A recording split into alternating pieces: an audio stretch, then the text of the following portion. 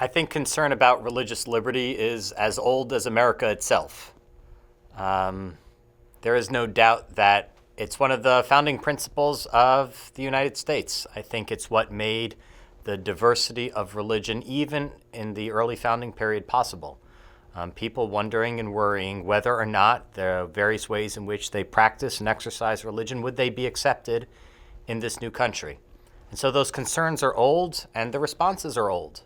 Ways in which religious liberty has always been meant to try to assure religions big and small that they would have a place in the American story.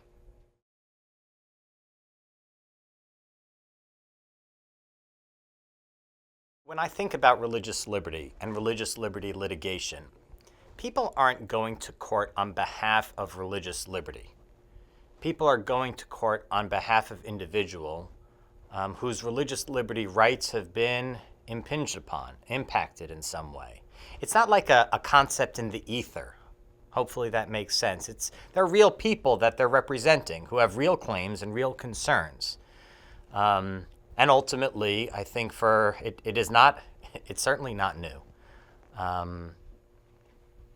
That lawyers have taken up cases on behalf of these sorts of clients and taken them all the way up to the highest court. It is interesting, I would say, that in the first century of the United States, you didn't see a ton of religious liberty litigation. Even, I would say, to the mid 20th century, you don't see a lot of religious liberty litigation. And people have puzzled about this, why this is.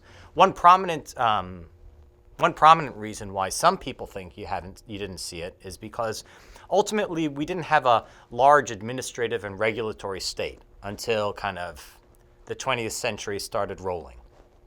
Religious liberty or religious liberty claims or concerns really crop up when you have government regulation, and that government regulation runs into religious exercise. So if you have a relatively small administrative state or regulatory state, you're not going to see a lot of conflict. As the United States has tried in certain ways to build up federal infrastructure to deal with growing concerns that existed in the 20th century, I think then as a result you start to see more and more litigation, a little bit 40s, 50s, 60s, and then I would say a real explosion towards the end of the 20th century, early 21st century.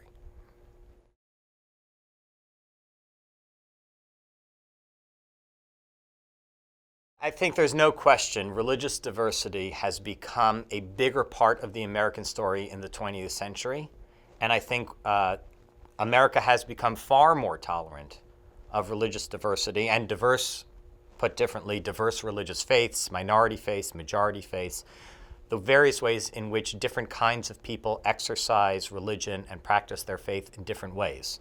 I think when you look at the 19th century, America does not have a great story to tell between its treatments of the Church of Latter-day Saints and its treatment of Catholics as maybe two of the most prominent examples. America's record is not fantastic. The 20th century, you certainly begin to see far more tolerance, far more acceptance, far more protection of religion, and that those protections are afforded everyone increasingly, as opposed to maybe what you saw in the 18th and 19th centuries. I think a lot of things were taken for granted in the 19th century. That things like the establishment of religion, it didn't mean quite as much as we understand it to mean today. And I think there are certain prevailing norms. There was a majority faith, American Protestantism, and that was kind of taken as the lifeblood of what America was. And so the conflicts, people just didn't, I think, and part of it is people didn't assume they could bring certain kinds of claims. I don't think there was a lot of conflict. I think there were assumptions about, where minority faiths, like where their place was. And there's certain things they could challenge and certain things that they didn't even consider challenging. When you take those two things together, the lack of conflict and kind of prevailing norms and assumptions, I just think you didn't see a ton of conflict in the 19th century, at least when it came to religious liberty litigation or establishment clause litigation, fights about separation of church and state. More and more minority faiths came into their own and had the opportunity or started to realize that, America's theirs also, and there are ways in which their community can live out its life. There are protections their communities are entitled to. I think there was a big shift in many ways in the 20th century. There are different pieces of the Establishment Clause. One of it is, what do our symbols look like? What does our calendar look like? The organizing principles of society. I think in the 19th century, though, those are things that really went unchallenged. And I think in the 20th century, I think the law and society came to appreciate more and more the way in which some of these symbolic expressions of religion mattered more. And once you realize they matter more and people react to them in a certain way, so then the law now starts to have an opportunity to say, you know what, we need to think about the impact of the symbolism, of the way in which there are certain prevailing norms within our institutions, and we need to be more sensitive, and the law needs to be more sensitive, and the law needs to understand itself and apply its rules, its First Amendment, in ways that really make space for other religious communities to stand on equal footing with majority religions. I think that's a big piece of what happened in the 20th century.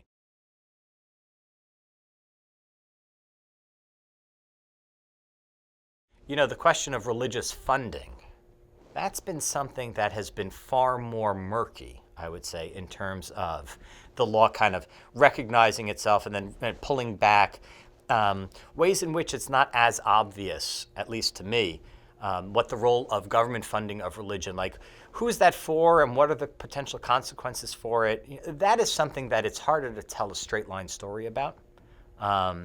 And I think what we're seeing, I'd say, in recent years about questions of religious funding, the turn from maybe in the 70s, where we thought government should never be funding religion at all, a real shift now to saying, no, government should be funding religion on equal terms with all other kinds of institutions. If you're a religious institution, you're entitled to just as much funding as you are to analogous secular institutions. You can see how that would go both ways, right? You can see how people might be worried about government getting into the funding game when it comes to religion. But you can also see how the idea that government would fund everything but religion can start to look like religious discrimination. That's why that story is a little harder to tell. Where should we go? Who are we trying to protect? How are we going to protect them? You see real value clashes on that one. The most challenging areas, I think, probably come in the context of education. Like you can see ways in which somebody might view government funding of religion as government giving support to proselytizing.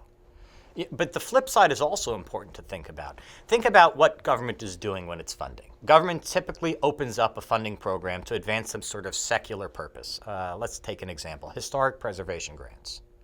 So historic preservation grants, government says we want to really protect, we want to provide funding for all sorts of old institutions that are important to American life. And so it has criteria, secular criteria for doing that. And then you have all these institutions that apply, and some sort of agency, applies those criteria. What do we want to say at that point? There's a secular purpose for doing this. Lots of institutions getting money.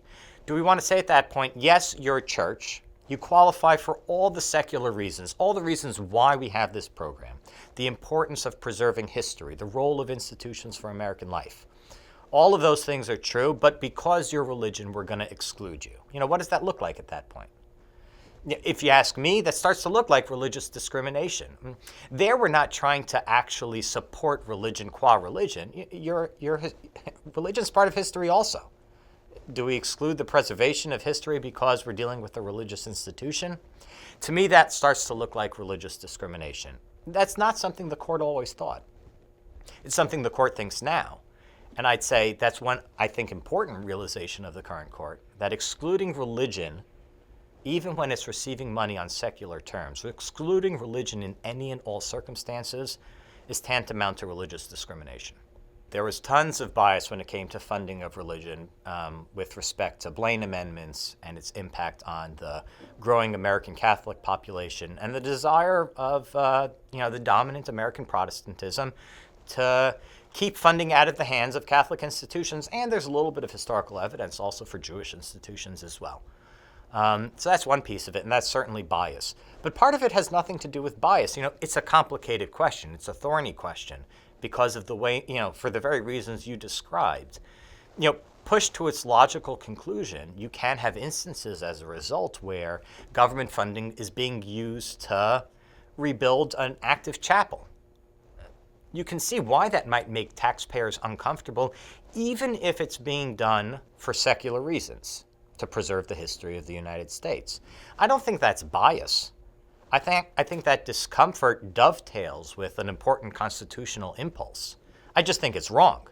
It's wrong because ultimately, I think when we cast that aside, when we say to ourselves, no, there are real secular reasons why we're providing this funding, we need to look past the fact that, yeah, there's money going to a chapel, maybe even an active chapel. But as long as we have secular criteria that are explaining why government funding is being used to support certain programs, we should be looking at these kinds of exclusions as forms of religious discrimination. And you can disagree with that point without being biased. You can disagree with that point because you have a different constitutional value system. Certainly, different people view these values in different ways. The current court and the current court's move, which I agree with, I ultimately think have the balance right. That if you have secular criteria for providing government funding, and you provide it to a religious institution, the idea of excluding that institution because it's religious is better viewed as religious discrimination than anything else.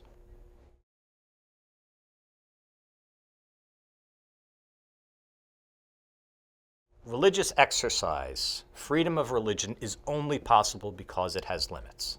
It is impossible to have some sort of constitutional right that is so powerful, so all-encompassing, that it runs roughshod over all other values. That just means you have this extraordinary trump card that can do serious damage to society generally.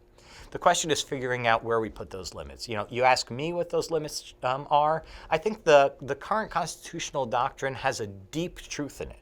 We limit religious liberty and we limit religious exercise claims when there's no other way to accomplish something really important. What the law often refers to, it's the least restrictive means for accomplishing a compelling government interest.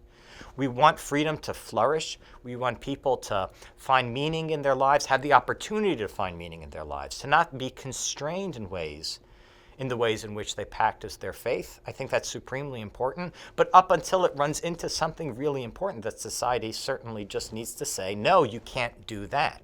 When the government proposes, yes, you have a right to the free exercise of religion, but it needs to be limited in certain ways. It can't apply here. What the government ought to show up with at that point is information and data explaining how the exercise of religion in this context has led to the following social harms that simply can't be tolerated because they undermine something supremely important. Give me some information, give me some data, show me what the harms are, show me why they're so concerning and problematic, and then you have a compelling government interest. And then you should limit religious liberty. And you can imagine circumstances where government says all citizens need to bear arms. And you can imagine some set of circumstances where there's that demand is put on people of faith and people who aren't of faith alike. And the idea that you would give a get-out-of-jail-free card to people who are religious, you can see the government doing that. And the government, the United States, has certainly done that throughout its history. But at the same time, you can imagine circumstances where it can't afford to give those kinds of exemptions, where it needs every single person to bear arms. I don't think that's quite happened. And as a principled matter, when it comes to religious liberty, we should try to avoid conflict as much as possible. But it's possible. I mean, certainly the protection of the United States is the kind of compelling government interest that ought to check the box when it comes to limiting religious liberty. You just want to make sure you get the circumstances right. You want to make sure that the emergency you see in terms of protecting the United States, the need to conscript everybody into this task, you want to make sure that it's for real, that you're not kind of seeing ghosts or worrying somehow about a problem that isn't there, because you're asking people to do something really serious that goes to the core of who they are, a deep commitment of their faith that they're willing to give their own lives for. So I would say, if you're asking me, like, does the preservation of the United States count as the kind of interest that could be used to limit religious liberty? Yeah, but I want to emphasize super heavily, under the right circumstances. There's this case in the 80s, Goldman v. Weinberger. Jewish officer in the Air Force who wants to wear a yarmulke. And he's told he can't wear a yarmulke. It's against Air Force rules.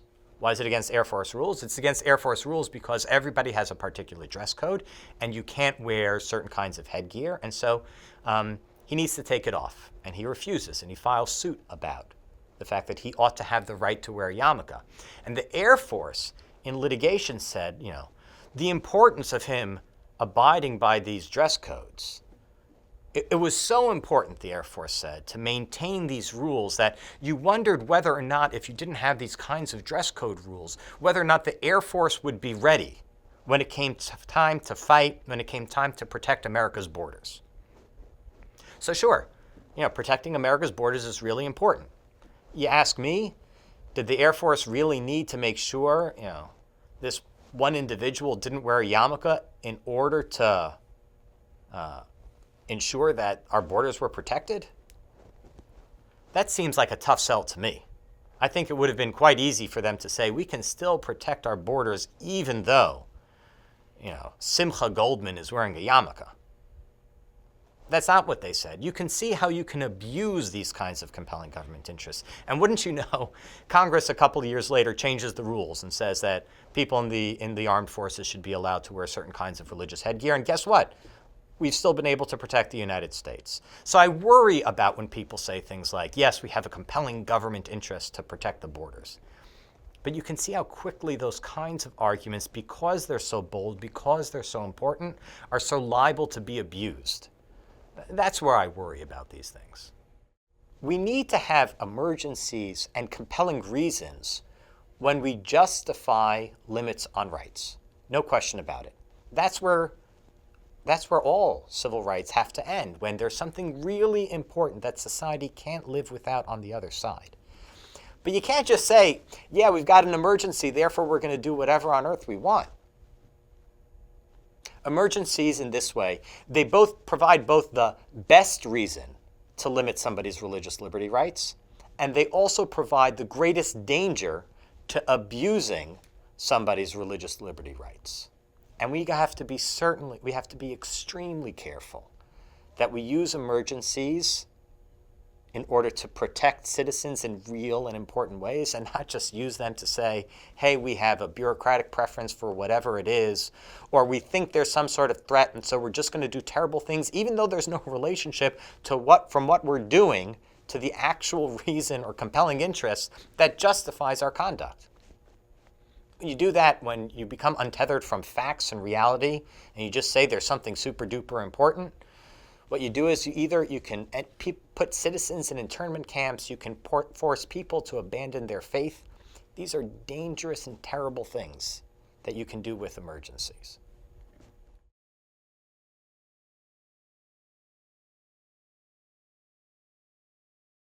So in the 19th century, the Supreme Court said, you can't have polygamy. Polygamy, the Supreme Court said in the 19th century, if we allowed it, terrible things would happen. All of society would deteriorate if we allowed polygamy. But this goes back to kind of the methodological question I set out before. It's really a question of, well, how do you prove that something like polygamy would present a problem for the United States?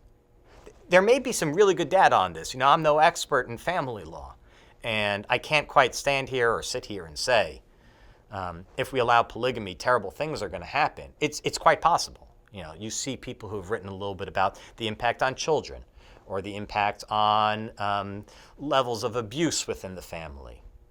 If somebody had data for that kind of stuff to demonstrate that if you allowed polygamy, it would significantly increase the likelihood or the possibility of child abuse, or spousal abuse, that would be the kind of thing where we ought to say, no, religious liberty doesn't go there. Religious liberty can't be the kind of right that allows you to threaten things like the safety of a spouse or a child. That's completely off the table. But the problem with the 19th century is we probably did this with a little bit of, let's call it a jaundiced eye, maybe even a little bit of discrimination. We were quick to reach these sorts of conclusions without really doing the work to prove what constituted a compelling government interest. So we may reach the same outcome now that we did in the 19th century, but it's vital that when we identify a compelling government interest, the way we do it is we use data and evidence and experts, because that's what ensures we don't engage in religious discrimination. What we do instead is we protect the most important rights in the United States, and we protect people who are vulnerable to make sure that they aren't impacted in ways that are dangerous by the exercise of these rights.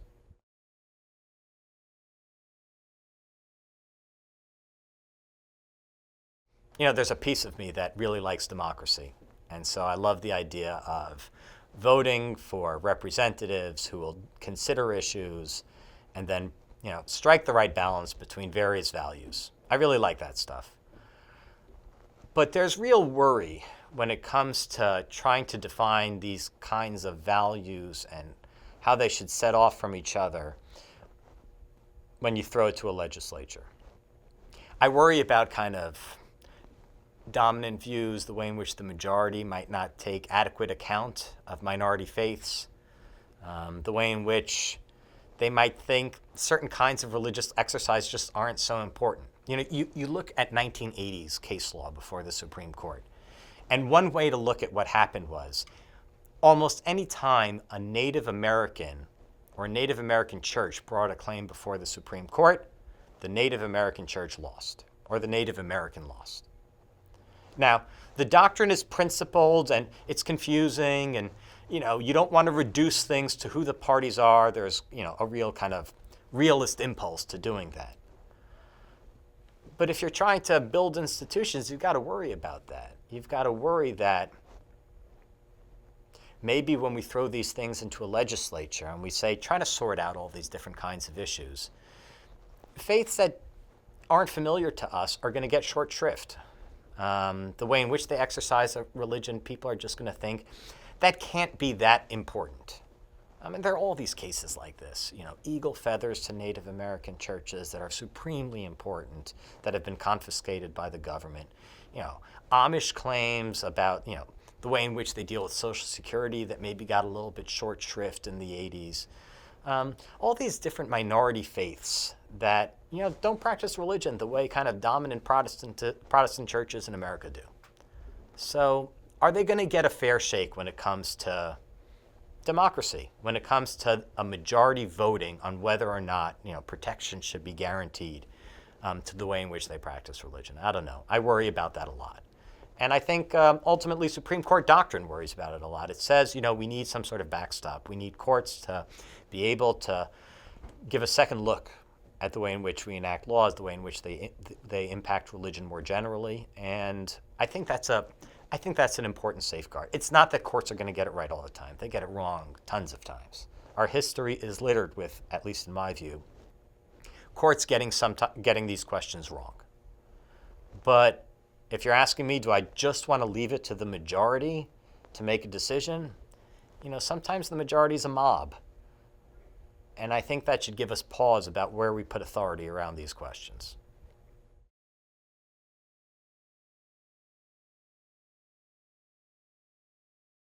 I think ultimately, my faith is deeply important to me. Jewish law has tons of requirements and rules that organize the way in which I practice my faith. So I must engage in religious conduct, you know, hundreds of times a day. And I want to know that those exercises of religion are protected for me, protected for my family, my community, my synagogue. I can't even imagine my life without the ability to engage in that sort of religious conduct.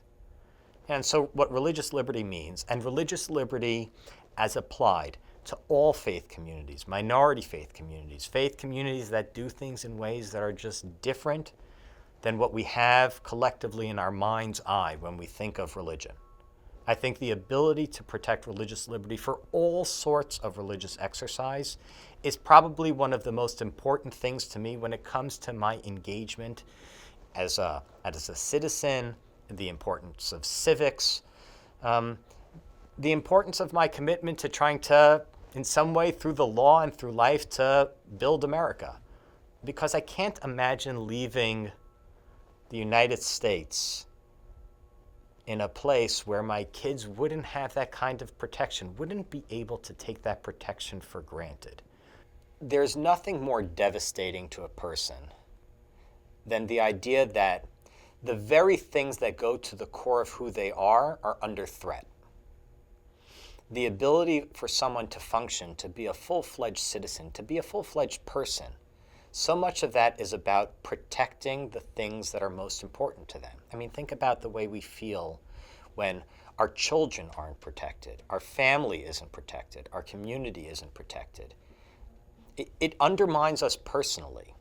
For people of faith, protecting their religious liberty, their ability to live out a life of faith, is part of what, at the very essence of who they are, it's part of what makes their life possible. It's part of what makes them able to function. That's why the protection of religious liberty, to my mind, is so important and so personal. It means that we can actually be who we want to be, live the life we intend to live, be people of faith without forever having to look over our shoulder and wondering, at least I would say for the American Jew, wonder what pogrom or what Holocaust is next.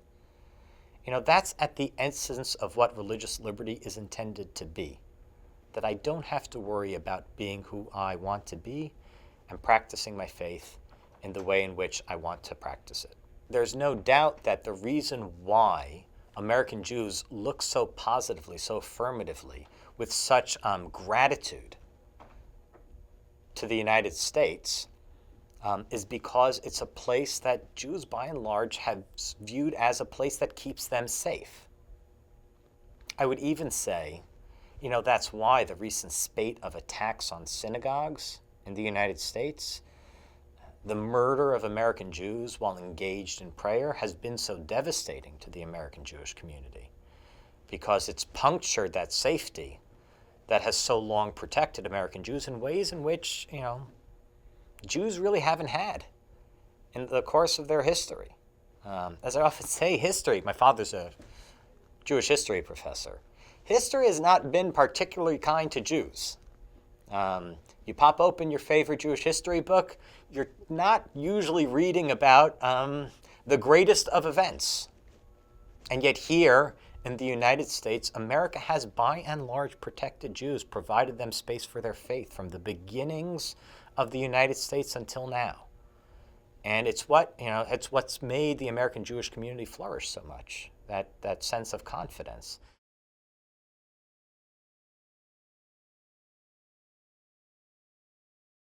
I think one of the most important features of religious liberty in the 20th century is the way in which it has been expanded to include all faith communities. I think that is maybe its essential feature. And there's been a lot of progress on that front. Religious liberty has increasingly been used to protect not just majority faiths, but minority faiths and faiths that aren't as familiar to legislatures. And it's been used to educate government to make sure that their rules and laws protect all people and make room for all people. But we're not there yet. The law still has a lot of work when it comes to understanding that different faith communities are organized, operate, and practice in very different ways.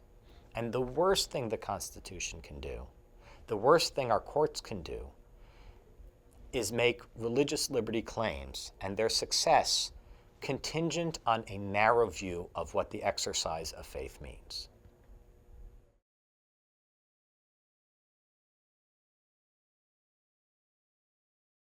Everyone has something that's important to them, whether it's questions of religion or identity. We all have things that are core to who we are, and that if they were to come under threat, it would be devastating. And so one thing I would press strongly in such a conversation is, trying to get them to recognize that the things that are deeply important to them ought to be protected. And when they think about that, there should be a certain degree of reciprocity. You need to understand that, and there are things that are important to those who are religious. I'd also say that, the history of religious persecution, what that's done over time, the way in which that has been abused, long before the United States existed. The history of it, when you look at it, and you see what was done when there was no protection of religious exercise. I mean, it's hard to look at that history and say, nah, this isn't something we really need to protect anymore.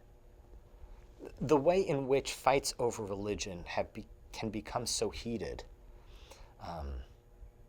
so virulent, the way in which wars can be fought over it, if protections aren't in place for everybody to live out their lives in accordance with their faith, I would ask them to think that through very carefully before discarding the kinds of religious liberty protections we have in the United States. There's a reason why the American experiment has worked by and large, and with the exclusion of various people in terrible ways, but by and large we've built something pretty damn good.